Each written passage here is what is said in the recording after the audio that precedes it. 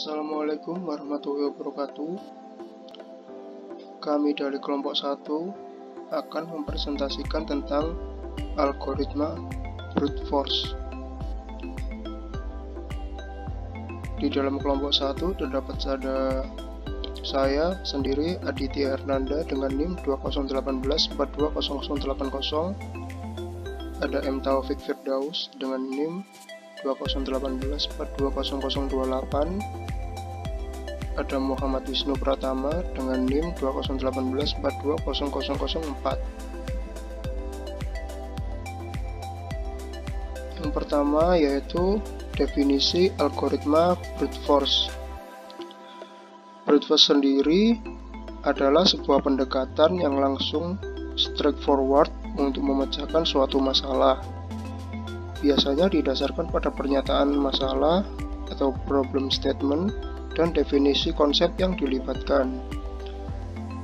Lalu, algoritma brute force merupakan cara untuk memecahkan masalah dengan sangat sederhana, langsung, dan dengan cara yang jelas atau obvious way. Nama saya Muhammad Taufik Firdaus, NIM 2018420028. Saya akan melanjutkan penjelasan dari teman saya sebelumnya, yaitu tentang contoh algoritma brute force. Yang pertama, menghitung A pangkat N. A lebih dari 0, N adalah bilangan bulat tak negatif. Contohnya begini, A pangkat N sama dengan A kali A kali A hingga N kali jika N lebih dari 0. Jadi A pangkat N sama dengan 1 jika N-nya sama dengan 0. Nah, algoritmanya tuh begini, kalikan 1 dengan A sebanyak N kali. Contohnya gini, A sama dengan 1 for I sama dengan 1 to N. Nah, A sama dengan 2n. Nah, di dalam for ini kita masukkan A-nya. A sama dengan A kali A. Nah, seperti ini, kalikan 1 dengan A sebanyak N kali. Ini. Nah, lanjut. Yang kedua yaitu menghitung N faktorial. Menghitung N faktorial. N adalah bilangan bulat tak negatif. Contohnya begini, N faktorial sama dengan 1 kali 2 kali 3 sampai N kali jika N lebih dari 0. Nah, jadi N faktorial sama dengan 1 jika N sama dengan 0.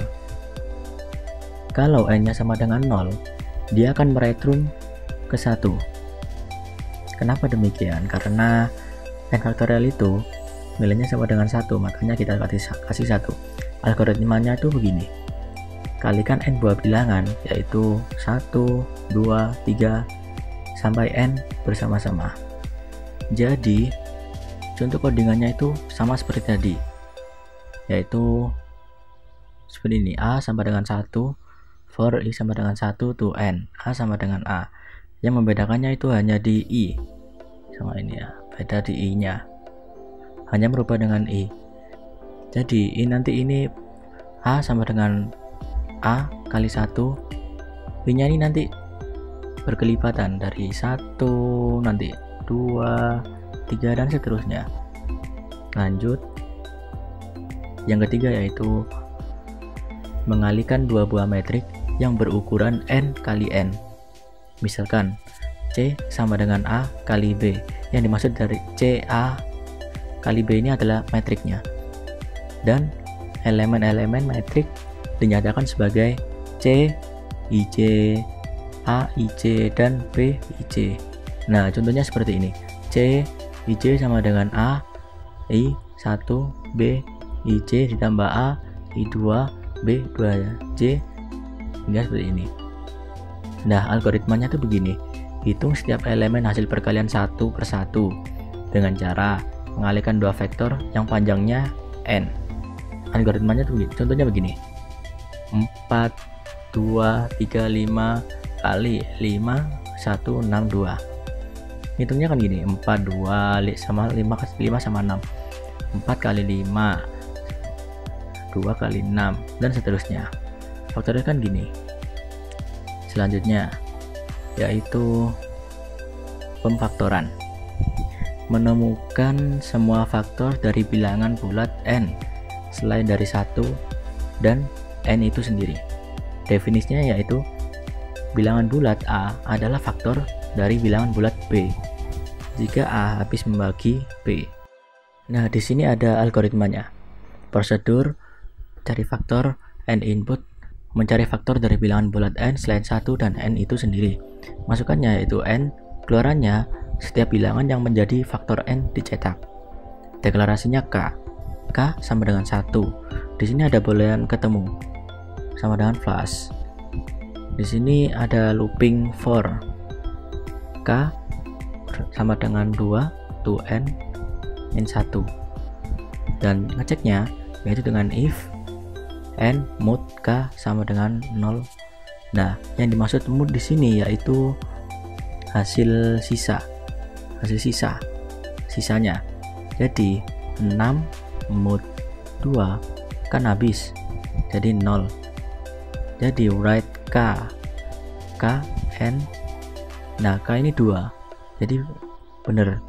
Nah, seperti ini. Makasih. Nah, selanjutnya akan dijelaskan oleh teman saya.